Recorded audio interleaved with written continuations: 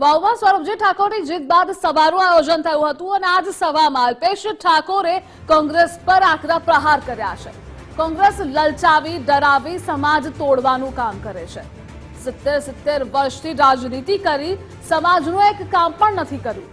અમદાવાદ ગાંધીનગરથી કેટલાક ડગલા જેવા લોકો આવ્યા, ત્યાં સમાજ જેવું કંઈ રહેવા ન દીધું, અહીં સમાજની વાતો કરે છે।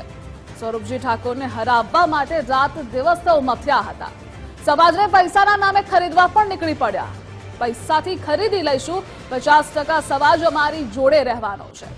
સજ્જનતા બતાવી હાથ લાંબો કર્યો, સામે રાક્ષસી હાસ્ય પણ બતાવ્યું। લોકોએ હેટ્રિક મારી દીધી કે તારી હેટ્રિક ન વાગવા દઈએ।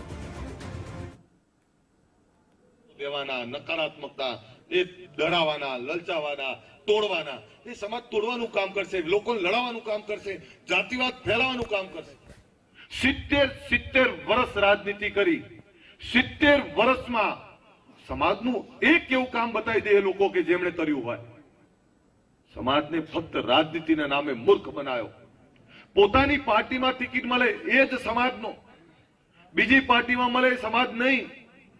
એટલે હું તો સમાજ, મને ટિકિટ મળી છે તો સમાજે મરી જવાનું।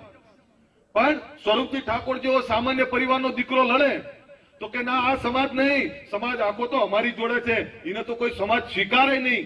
આ પ્રકારની વાત ચાલતી છે ખરી? સમાજ બધાનો છે, સમાજ કોઈ એક વ્યક્તિનો નથી, ના મારો છે ના તમારો છે, તમામ લોકોનો છે। પણ ચૂંટણી હતી ને ચૂપ બેઠા હતા। પેલા બધા એવું કે લાલ લીડી પેન, અરે રાજનીતિ તમે મંજીરા વગાડવા આવ્યા છો? તમે બધા આશ્રમ ખોલીને બેઠા છો? આ બધા ધારાસભ્ય થઈને બેઠા છે, 25, 30 વર્ષથી રાજનીતિમાં છે। શું કર્યું તમે?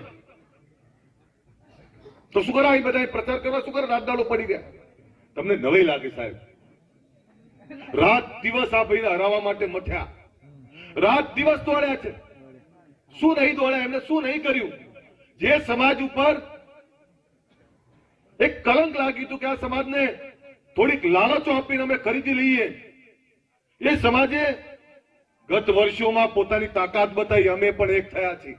પણ એક સામાન્ય સીધો ભોળો ભાળો માણસ એની સજ્જનતા, એના સંસ્કાર બતાવી અને હાથ લાંબો કરે અને સામે એક રાક્ષસી હાસ્ય બતાવી અને ત્રીજી વાર હેટ્રિક મારવાની છે।